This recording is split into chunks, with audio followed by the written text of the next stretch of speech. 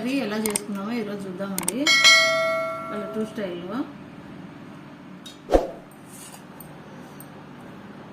తయారు చేసే విధానం చూద్దాము. నాటుకోడి తెచ్చుకున్నప్పుడు మనం ఇట్లా ముక్కలకి కాల్చుకుంటే కూడా మనం ఇట్లా కాల్చుకుంటే కూడా సరిపోతుంది, నీట్గా వస్తుంది. స్మెల్ లేకుండా నీట్గా కాల్చుకుంటే సరిపోతుంది. 1-2 ముక్కలు కూడా తోలకాడికి అన్నీ మనం ఇట్లా కాల్చుకుంటే నీట్గా మంచి స్మెల్ వస్తుంది. కూర కూడా ఉడకబెట్టుకునేటప్పుడు అన్నీ ఇట్లా కాల్చుకొని కూర అంతా నీట్గా కడుక్కుంటే సరిపోతుంది, స్మెల్ లేకుండా. కాల్చుకున్న తర్వాత నీట్గా కడిగేసుకుంటే 4 సార్లు స్మెల్ పోతుంది.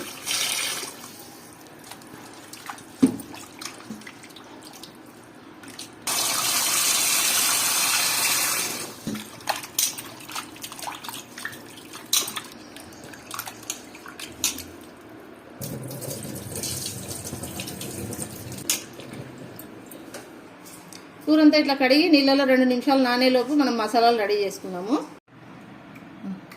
చెక్క, లవంగాలు, ఉల్లిగడ్డ, అల్లము, ఎల్లిపాయలు, కొత్తిమీర అన్నీ ఒలుచుకుందాం. దంచుకుందాం, మిక్సీ కన్నా వేసుకుందాం. నేను రోట్లో వేసి దంచుకుంటున్నా. అన్నీ ఒలిచి పెట్టుకున్నాం కదా, దంచుకుందాం. ఇప్పుడు కొబ్బరి దంచి పెట్టుకుందాం. కొంచెం మనకు సరిపడంతా దంచుకుందాం కూరని బట్టి. ఏం కదటి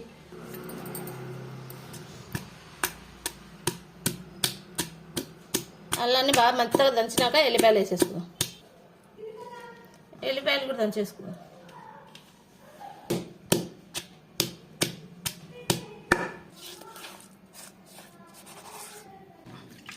అంతా తోడేసుకుందాము. కొంచెం కొత్తిమీర కూడా లైట్గా దంచుకుందాం. చాలు, లైట్గా అట్లా దంచినా సరిపోతుంది. కొంచెం కొత్తిమీరలో జ్యూస్ వస్తే టేస్ట్ వస్తుంది.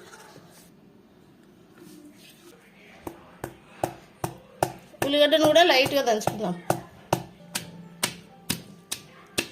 ఉల్లిగడ్డ 1 గడ్డ సరిపోతుంది. 1 గడ్డ సరిపోతుంది ఉల్లిగడ్డ. ఎక్కువ వేస్తే స్వీట్నెస్ వస్తుంది కర్రీలో. ఇట్లా కచ్చపచ్చగా దంచుకున్న తర్వాత కర్రీ తిరగమాత వేసుకుందాం.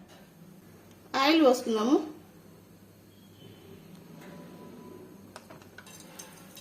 చెక్క, లవంగాలు,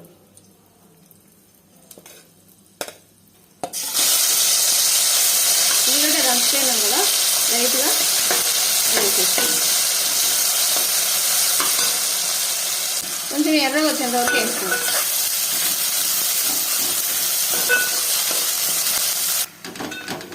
ఉల్లిగడ్డను బాగా ఎర్రగా వేయించుకోండి, లేకుంటే స్వీట్నెస్ వస్తుంది. పచ్చిగా ఉన్నప్పుడే కూర వేసినామంటే కొంచెం బాగా వేగినాకే అది కూర వేసేసేయాలి.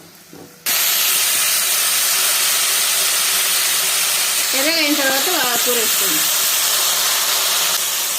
కూరని బాగా 1/2 అవర్ ఉడికించాం. సన్నం ఉంటుంది.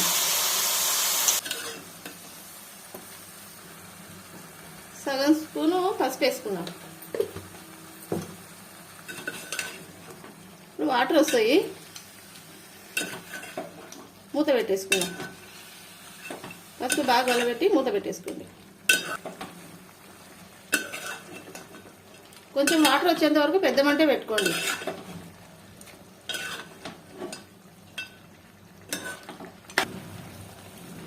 మూత పెట్టేద్దాం. వాటర్ వచ్చేసినాయి కదా, ఒకసారి కలబెట్టుకొని మంట తగ్గించేసుకుందాం. వాటర్ ఏం పోయొద్దు, కూరలో ఉండే వాటరే వచ్చేస్తుంది బయటికి. మంట తగ్గించేసుకుందాం. మిడిల్ మంట పెట్టుకుందాం.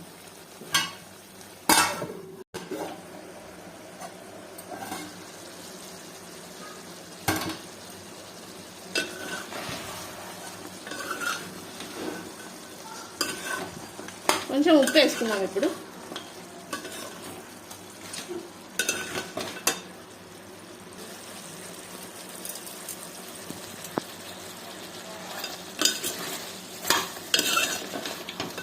కొంచెం వాటర్ కూడా అయిపోయేంత వరకు సన్న మంట మీద మగ్గించుకుందాం. ఇప్పుడు మసాలా వేసుకున్నాము. మనం దంచుకున్నాం కదా అల్లం వెల్లుల్లి పేస్ట్,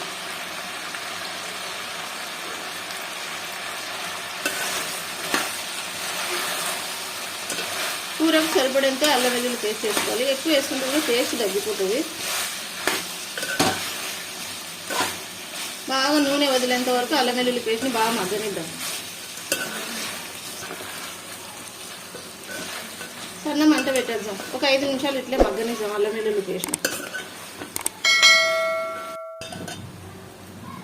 అంతా నూనె వదులుతుంది కదా, కొంచెం కొత్తిమీర పేస్ట్ వేసుకుందాం. కొబ్బరి పొడి దంచుకున్నాం కదా, అది కూడా వేసేసుకుందాం.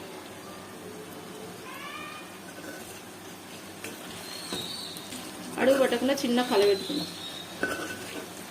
మంట పెట్టుకోండి. మసాలా వేసుకున్న తర్వాత అంతా అడుగు పడుతుంది.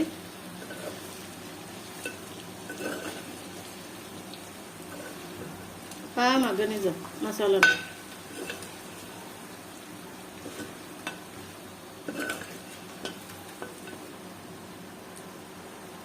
కొంచెం కారం వేసుకుందాం. కూరకు సరిపడంతా వేసుకుందాం. మేము 3/4 కేజీ తీసుకుందాం. 2.5 స్పూన్ వేసుకుందాం. 1 స్పూను ధనియాల పొడి చిన్నది.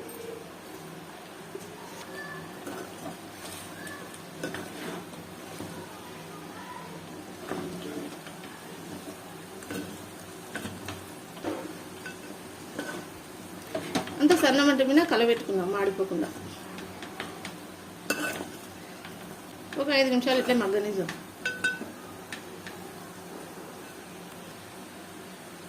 టమాటా వేసుకుందాం. ఇప్పుడు ఒక టమాటా, చిన్నవి అయితే 2 తీసుకోండి, లావు సైజు కదా.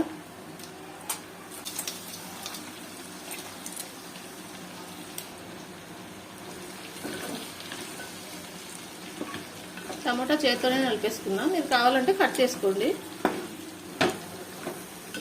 ఇంత బాగా సన్న మంట మీద టమాటా మగ్గేంత వరకు కలబెడదాం. నాటుకోడి కదా, కొంచెం నీకు ఉడకడానికి కూడా కొంచెం టైం పడుతుంది.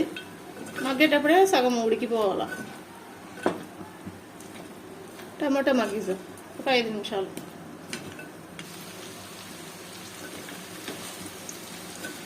టమాటా కూడా మగ్గిపోయింది కదా, వాటర్ పోసుకున్నాం.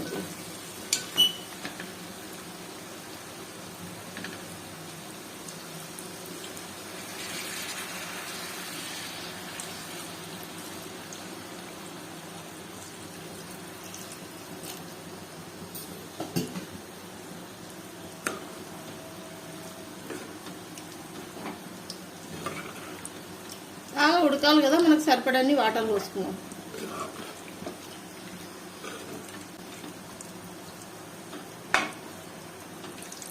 ఇంకా కొంచెం నీళ్ళు పడతాయి, ఉడకాలి కదా.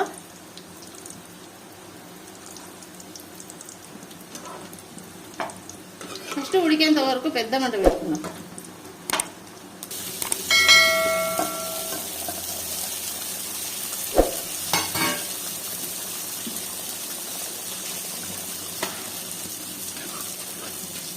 మిడిల్ మంట పెట్టుకుందాం. ఇప్పుడు ఒక పొంగు వచ్చింది కదా, 1/2 అవర్ కనీసం ఉడకాల్సి వస్తుంది.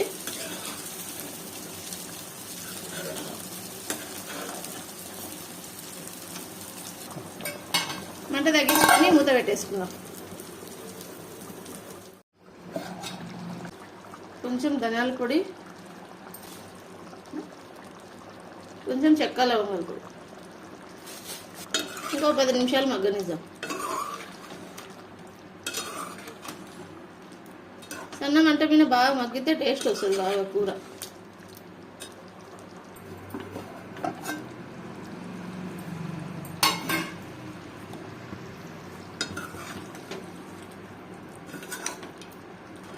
నాటుకోడి కర్రీ రెడీ అండి, అయిపోయింది.